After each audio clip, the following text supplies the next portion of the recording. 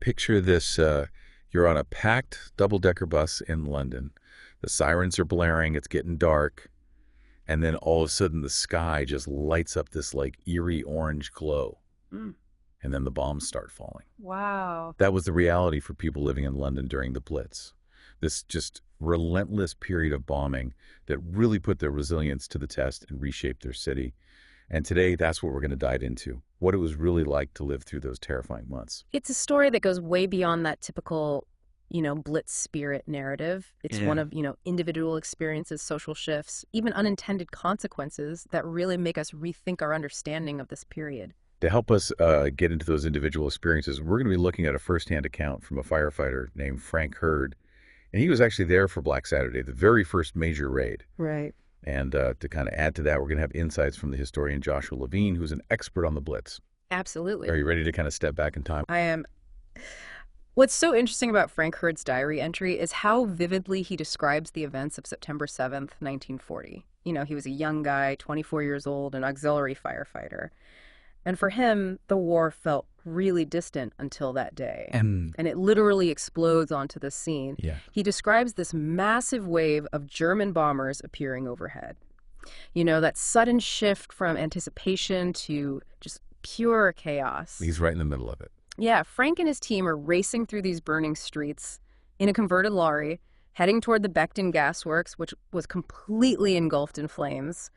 And just as they're setting up their equipment, a bomb explodes right next to them. Wow. It's a near-death experience that he just describes in such incredible detail. He writes about being thrown through the air, the force of the blast knocking him off his feet. It's a visceral account of the sheer destructive power of these raids. And that was just the beginning of his shift. Right. He spends the next 12 hours battling fires, Right. the ground literally shaking beneath him as the bombs continue to fall. He describes this orange glow of the budding city, the constant fear of being hit by shrapnel, and the growing fatigue that sets in as the night wears on. It's remarkable how he captures the sensory overload of the situation. The sights, the sounds, even the smell of smoke and burning buildings. It makes you wonder how anyone could even function with that kind of pressure. And you have to remember, this was just the first of 57 consecutive nights of bombing. 57. Imagine the psychological toll that took on Londoners. They were living with this constant threat, never knowing when the next raid would come. So where did people go? How did they cope with this constant bombing? That's where the story of the shelters becomes really interesting. You had these Anderson shelters in people's backyards, which were basically corrugated iron structures meant to provide, some basic protection. But then there were also these poorly constructed street shelters that became kind of a grim joke. Yeah, I've heard about these. They were nicknamed Morrison sandwiches after Herbert Morrison, the Home Secretary at the time, who was responsible Right. for those shelters being built. And let's just say they weren't exactly a hit. No, not at all.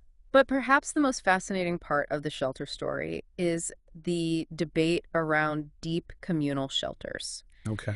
The government was very hesitant to build them because they were afraid that people would become too comfortable living underground. They thought people would become like antisocial troglodytes Yeah. and never come back up. Yeah. They were worried about disease spreading, morale plummeting, and this idea that people would become too dependent on the shelters. Did those fears actually have any merit? Did people actually try to live underground indefinitely? Well, that's where the tube stations come in. Londoners had used them as shelters during World War I, and they started doing it again during the Blitz, even though the government wasn't exactly happy about it. So people basically defied the government's advice and went where they felt safest. Right. There are accounts of people forcing their way onto platforms, refusing to leave. Even when the authorities tried to clear them out, it was a real power struggle between a government trying to maintain some kind of control and a population that was desperate for safety and community. What was it actually like down there in the tube stations? Was it like this constant state of panic and chaos like the government was so afraid of? Interestingly, No Mass Observation, which was a social research organization at the time, sent observers down into the tube shelters, and their reports offer a different perspective. Okay, so what did they find? They described people sitting for hours, staring into space, reading, chatting quietly, eating their sandwiches, and eventually going to sleep. It seems the reality was often pretty mundane, with moments of terror interspersed with long stretches of, ordinary life. Wow, that is surprising. I mean, it sounds like even in the middle of this war, people found ways to just create a sense of normalcy, find little moments of peace amidst the chaos. Absolutely. And while those long hours underground might sound tedious, they also fostered a sense of community and connection. People were sharing this common experience, supporting each other, forming bonds that might not have existed otherwise. There's that famous story of a woman on a double-decker bus during a raid, and she's approached by a complete stranger, and he just walks down the bus, takes her hand, and holds it until the bombs stop falling. And then without a word, he goes back to his seat. It's such a powerful image, isn't it? It speaks to that very human need for connection in times of danger, and how the Blitz, in many ways, acted as a leveler, breaking down social barriers and creating a sense of shared purpose. It seems like this shared experience of danger and hardship brought people together in ways that they never could have imagined. And it led to some fascinating social shifts, which we'll explore further after a quick break. So before the break, we were talking about how the Blitz, with all that hardship, actually brought people together and blurred the lines between social classes. Yeah, it's fascinating to think about how such a disruptive event could have that kind of unifying effect. It's one of the paradoxes of the Blitz. Shared danger can create this sense of camaraderie Right. and erode social distinctions that might have seemed insurmountable before the bombs started falling. So how did this actually play out in London? What were some of the tangible changes that came from this leveling? Well, for one, it increased social mobility. People from all different walks of life were thrown together in shelters, sharing the same risks, facing the same uncertainties. And that had to challenge those pre-existing notions of class and social hierarchy. Exactly. There are accounts of women feeling more comfortable entering pubs alone, a shift in sexual norms, and even some evidence of changing attitudes toward homosexuality during the war. Wow. So these were behaviors that before the Blitz would have been looked down upon. Precisely. Yeah. The shared experience of the Blitz in some ways pushed society to reevaluate its values Right. and embrace a more inclusive outlook. But I imagine it wasn't all, positive social change. There must have been a darker side to this upheaval as well. You're absolutely right. The Blitz also saw a rise in crime. Looting was rampant, and there were even instances of murder disguised as Blitz casualties. It's a reminder that even in the darkest of times, human nature is still unpredictable. It really highlights the complexity of human behavior, especially in times of extreme stress. Some people rise to the occasion with acts of selflessness and courage, while others succumb to their baser instincts. So we've got this picture of London during the Blitz, the constant threat of bombs, the struggle for shelter, these complex social shifts. But what about the people who kept the city going? Who were the everyday heroes on the ground? Well, one group that stands out is the air raid wardens. Okay. Their role went far beyond just enforcing blackout rules. They became trusted local figures offering guidance support, even a bit of unofficial counseling. So they were almost like community leaders, helping people navigate this new and frightening reality. Exactly. They had to know everyone in their area, where to find resources, how to guide emergency services. What kind of challenges did they face? Well, their experiences varied greatly.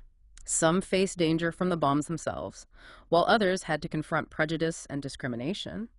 There's the story of E.I. Pennon, a black air raid warden who actually had to challenge segregation within his own shelter. Wow. That's an incredible story of courage on multiple fronts. It speaks volumes about the resilience and determination of individuals like Pennon, who faced danger from above and bigotry from within. Besides the wardens, who else played a vital role in keeping London functioning during the Blitz? Well, you can't forget those who diffused unexploded bombs. Yeah. Imagine the pressure of that job. It's unimaginable. And then you had the fire watchers stationed on rooftops ready to tackle any incendiary bombs that landed. And wasn't Churchill known to join those fire watchers on occasion? He was. He was known to climb up onto rooftops even during raids to get a first-hand view of the situation. That really gives you a sense of his leadership style, being so close to the action. It certainly does. And speaking of a broader view, we focused a lot on London. But it's important to remember that the Blitz wasn't confined to the capital. Other cities across Britain were hit hard as well. Right, it's a national story, not just a London story. Coventry, for instance, was absolutely devastated, and cities like Clydebank, Liverpool, Manchester, Belfast all suffered extensive damage and loss of life. It's hard to even comprehend the scale of the destruction and the impact it must have had on communities across the country. Over 43,500 people died. Countless homes were destroyed. The human cost was immense. To give you a sense of the personal tragedies that unfolded, there's this story of Ida Rodway. She and her husband were bombed out of their home, left with nothing. Losing everything in an instant, I can't imagine the despair. Her husband was elderly and suffering from dementia, and Ida felt utterly helpless. With nowhere to go and no support system, she tragically made the decision to end her husband's life, believing it was an act of mercy. It's a heartbreaking story that reveals the desperation and the lack of adequate support systems during that time. But amidst this devastation, a glimmer of hope emerged. Henry Willink, a Conservative MP, was tasked with reorganizing London's response to this crisis. So what did those changes look like? He created a system that streamlined access to essential services: clothes, money, shelter, help with repairs. It was a move away from the old poor law stigma and a significant step toward the creation of the post-war welfare state. So in a way, the Blitz forced the government to recognize its responsibility to care for its citizens Huh. in a more comprehensive way. Exactly. It was a turning point in the relationship between the government and the people, driven by the shared experience of hardship and the recognition that a more compassionate and equitable system was needed. This idea of the Blitz spirit, this collective resilience in the face of adversity, it's powerful. But was it truly as unifying and pervasive as we often hear? That's a great question, and one we'll explore in more detail along with the lasting impact of the Blitz on British society. So we've been talking about the Blitz, this just harrowing period of bombing raids on British cities during World War II, Mm. and how it really affected not just the buildings, but the very fabric of British society. Mm. And before the break, we were talking about that Blitz spirit, that sense of shared resilience. But was it really as unifying and all-encompassing as we often hear, in those popular history books? That's a great question. The Blitz spirit, it's often romanticized. It's seen as this unwavering national unity, but the reality is much more nuanced. While people definitely displayed incredible resilience and a real determination to carry on, there was also, fear, trauma, deep personal loss. We have to acknowledge, the full spectrum of human experience during that time. So it's not about, denying the hardships, Yeah. but really understanding how people coped, how they supported each other, and even found moments of hope amidst the devastation. Precisely. And that Blitz spirit, it wasn't some sort of top-down decree. It emerged organically from that shared danger and the instinct to survive. It wasn't just, stiff upper lips and tea and biscuits. It was about finding ways to laugh, to connect, to make sense of a world that had just been turned upside down. Did this spirit, this shared experience, did it last beyond the bombs?